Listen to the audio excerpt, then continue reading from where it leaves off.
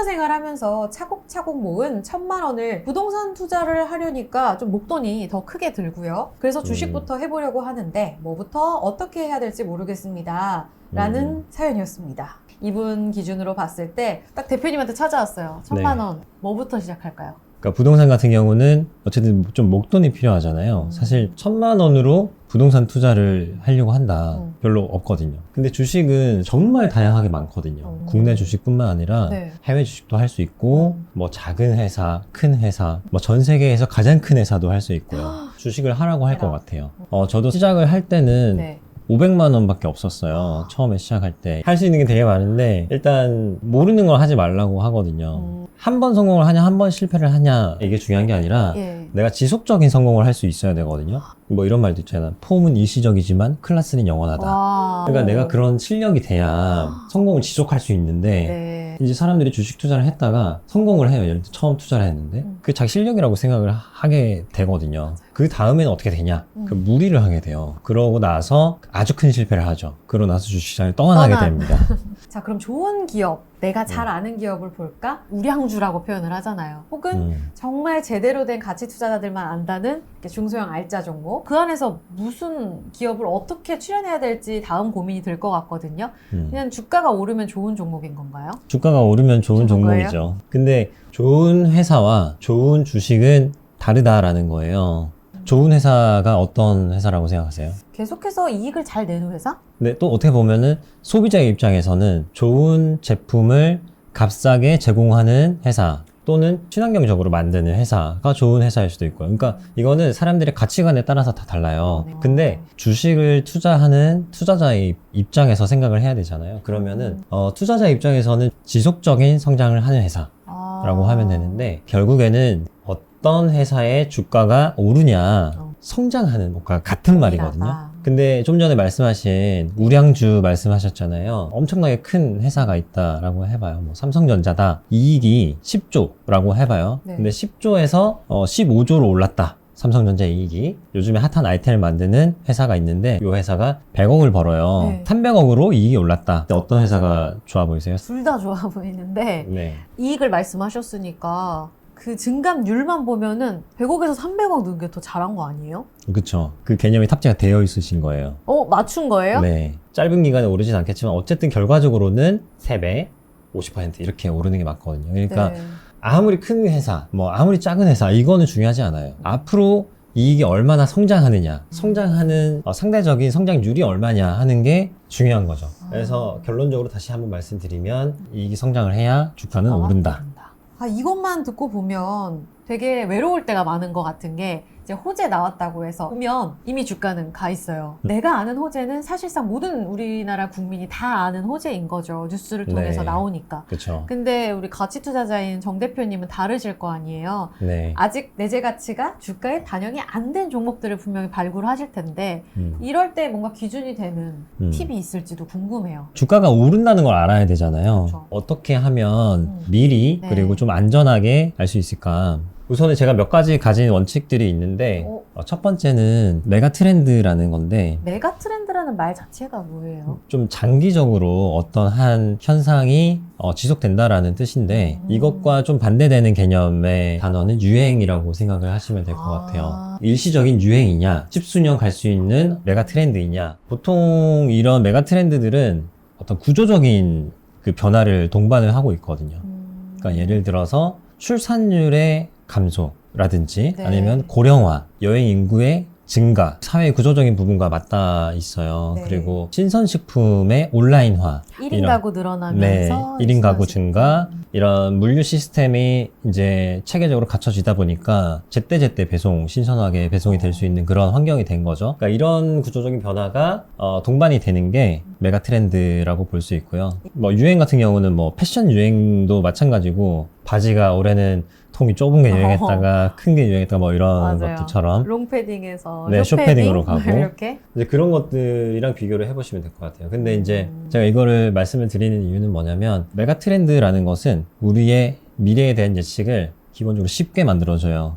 왜냐하면 예를 들어서 출생아가 감소를 해서 뭔가 어떤 투자 아이디어를 네. 찾는다라고 네. 했을 때 5년 뒤에 5세가 될 아이들의 숫자를 당연히 알 수 있잖아요. 예측할 수 있죠, 어느 정도. 네. 네. 10년 뒤에도 알 수 있고, 아. 그러니까 그런 예측을 통해서 5년 뒤에, 네. 그러니까 5세 아이들을 데리고 비즈니스를 할 회사의 미래를 예측을 해볼 수 있는 거거든요. 큰 관점에서 보면은. 또 다른 예를 들면, 뭐, 친환경 에너지다. 라고 네. 하면 정부에서는 이런 친환경 그 발전 비율을 장기적으로 몇 퍼센트까지 늘린다라는 게 지침이 나와 있어요. 그러면은 뭐 태양광이라든지 뭐 풍력이라든지 이런 쪽의 발전 비율이 늘어나면서 그것과 관련된 산업의 어떤 성장이 나타나게 되는 거죠. 여기서 하나 팁을 드리면 어떤 이런 성장이 나타날 때는 보통 우리가 침투율이라는 표현을 쓰거든요. 침투율. 네. 네. 예를 들어서 신선식품을 오프라인에서 사 먹는 사람의 비율이 있을 거고 네. 온라인으로 주문을 하는 비율이 있을 거잖아요. 온라인화가 10%에서 20% 되는 게 좋으냐, 20%에서 50% 되는 게 좋으냐, 50에서 100이 되는 게 좋으냐, 이런 식으로 좀 생각을 해봐야 되는데 네. 이것도 제가 아까 말씀드린 좀 상대적인 부분이에요. 당연히 10%에서 20% 되는 것보다 20에서 50 되는 게, 뭐 20에서 40 되는 게 네. 전체적으로 좀 선진화가 되어 가고 있구나라고 생각이 들 수 있잖아요. 네. 근데 사실 투자자의 입장에서 봤을 때는 전 좀 네. 다를 수 있거든요. 이게 10에서 20%로 늘어나는 것과 네. 20%에서 40% 늘어나는 게 사실 똑같아요. 왜요? 그러니까 예를 들어서 신선식품을 하는 회사가 있다고 하면 네. 이 회사의 이익의 성장이 이 침투율과 궤를 같이 할 거거든요. 산업의 성장이 2배가 나타나면 이익의 성장도 그냥 단순하게 2배가 나타난다고 봐야 될 것이고, 예. 그러니까 10%에서 20%로 가는 것과 20%에서 40%로 가는 게 똑같다는 얘기죠. 그러니까 우리는 어디에 집중을 해야 되냐 네. 하는 건데 5%에서 20%로 갈 때 그 산업이 태동하는 초기 국면에서의 성장이 굉장히 가파르게 일어나는 그때에 투자를 해야 남들보다 우위에 있을 네. 수 있다라는 얘기죠. 가장 매력적인 구간은 침투율 5에서 20%로 갈 때. 이게 네. 가장 매력적이라는 거예요. 네. 근데 그때 찾을 수 있는 거인 거죠. 그쵸. 20에서 사실 40%로 간다. 네. 이런 경우는 사실 위험해요. 왜요? 아직도 60%가 남아있다고 생각할 수 있잖아요. 5%에서부터 네. 예를 들어 40%까지 성장했어요, 회사가. 그러면 매출이 8배가 늘었을 거잖아요. 그쵸. 근데 이제 40%에서는 2배 반밖에 안 나왔어요.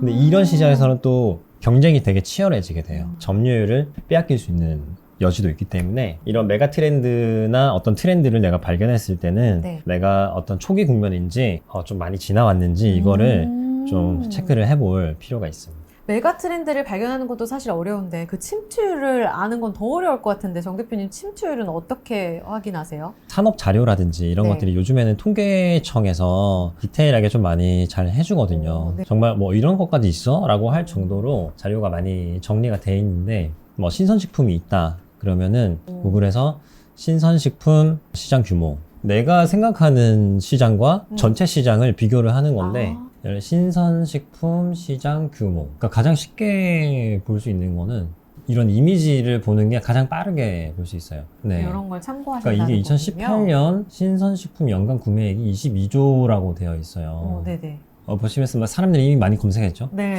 이 신선식품은 보통 새벽 배송으로 하기 때문에 이걸로 보면 될 것 같은데 2019년 예상이 8천억이었어요. 그러니까 지금도 뭐 더 성장해서 뭐 한 2조, 3조 뭐 이런 식으로 성장을 했겠죠. 그치. 아까 뭐 20조였나요? 22조. 22조. 예상. 네, 2008년. 네, 그러면은 한 10% 정도 남짓된다고 볼 수 있잖아요. 그러면 이거를 이제 뭐 10%면 앞으로 많이 남았다라고 볼 수 있겠죠. 그래서 시장의 흐름까지 이런 거를 내가 어느 정도까지 현주소가 이렇고 또 전망은 어떠한지 이걸 직접 찾아보고 네, 비교를 비교하는. 해보면 네. 침투율에 대한 힌트를 분명히 얻을 수 있다. 네. 그러면은 이 기준에서 봤을 때 지금 대표님께서 보시기에 내년 음. 떠오를 만한 유망한 분야가 좀 있어요. 지금 전기차도 나온 지가 되게 오래 꽤 됐잖아요. 그렇죠. 뭐 거의 한 10년 됐는데 네. 전 세계 침투율이 제가 알기로는 10% 미만으로 아직도. 알고 있거든요. 저도 전기차 아직 안 타고 있거든요. 네. 갑자기 이렇게 딱 올라온다라기보다는 그런 낮은 침투율에 있는 것들을 눈여겨볼 필요는 있어요. 근데 이제 전기차 같은 경우는 네. 조금 작년에 너무 많은 주가 상승이 있어서 조금 주식적으로는 좀 부담이 되고 저는 항상 그 주식의 아이디어를 찾을 때 효율성이라는 관점에서 보거든요. 인류의 역사가 그렇듯이 뭔가 효율성을 개선하는 방법으로 산업이 태동되고 산업이 발전하고 바뀌어가고. 생각을 해보면 신선식품도 사실 마트 가서 사야 되는 거를 집 앞에 배송해줘. 예, 그럼 내 시간을 줄이는 거잖아요. 그러니까 내 노동 대비 효용을 올려주는 거죠.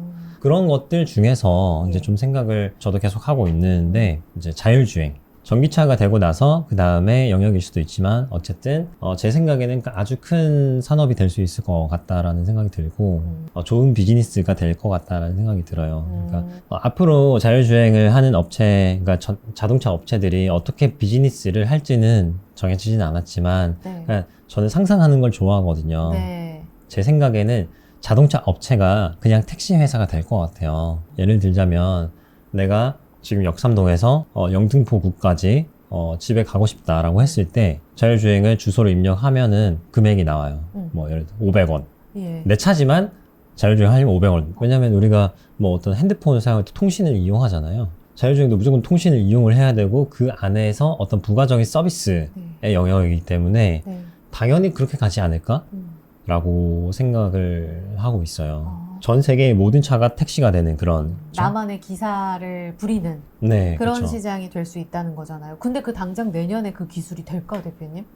지금 이제 그 기술들이 완전 자율주행의 기술들이 점차 나오기 시작했어요. 그래서 내년부터 시장이 확 개화된다기보다는 네. 제가 드리는 말씀은 이 비즈니스가 어떻게 형성이 되어 있는지 네. 앞으로 어떤 회사들이 이 영역을 주도할지를 미리 공부를 하고 준비를 해야 투자를 할 수 있거든요. 그렇지 않으면 갑자기 막 주가가 오르기 시작해요. 못 잡죠. 평소에 이제 준비를 해야 한다는 관점에서 봤을 때 그렇고요. 그리고 조금 더 가시적으로 볼 수 있는 건 올해도 사실 AI와 관련된 로봇들 주가가 많이 오르긴 했는데 저는 이제 실질적으로 우리가 사용하는 서비스의 영역에서 좀 주목을 하면 좋겠다. AI 서비스 어떤 걸까요? 예를 들어서 우리가 뭐 영어 공부를 하는데 요즘에는 챗 GPT에서 음성으로 입력을 하고 챗 GPT가 음성으로 출력을 해주는 내가 역할극을 정하는 거죠. 프리토킹을 이제 AI랑 네. 한다든지. 그쵸. 그래서 실제로도 그 기술을 가지고 챗 GPT를 활용을 해서 프리토킹을 하는 앱이 나와 있어요.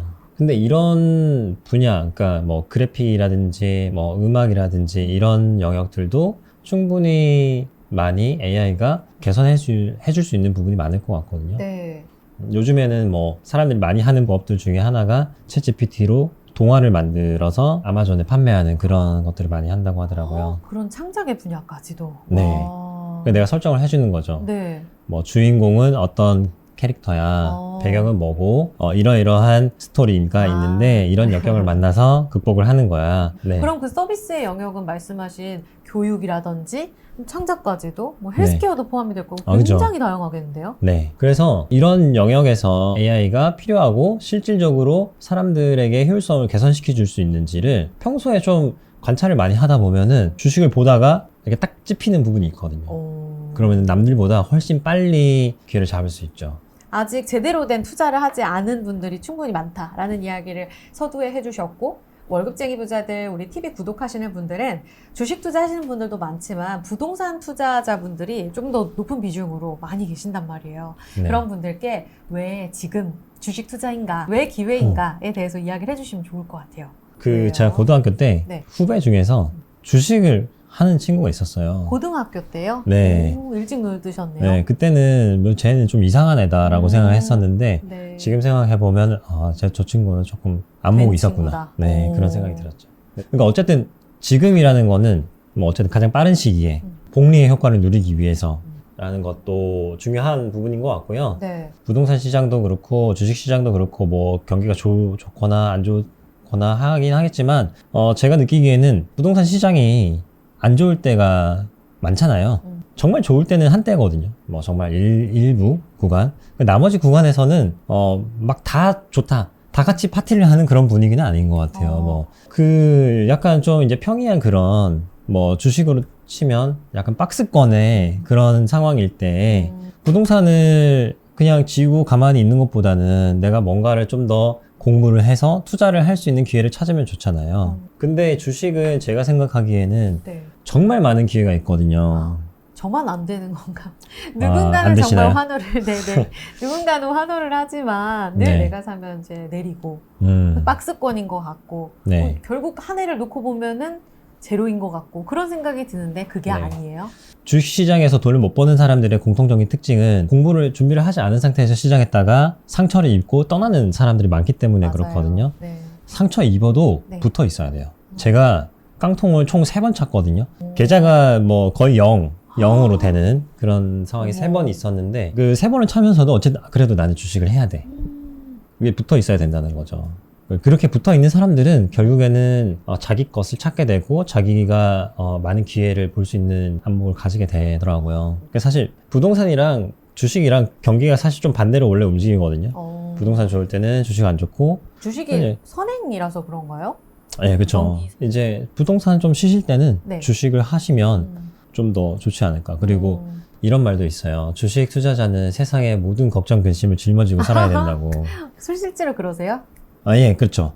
그러니까 뭐 예를 들자면 남미에서 비가 안 와서 뭐 커피가 작황이 안 좋다 그러면은 원두가 오를 거를 걱정을 해야 되고 그러니까 이제 굉장히 피곤한 직업이다라고 해요. 주식 투자자가. 근데 그거에 이제 재미를 가지고 할 수 있다면 굉장히 좋은 직업인 건 맞는 것 같아요.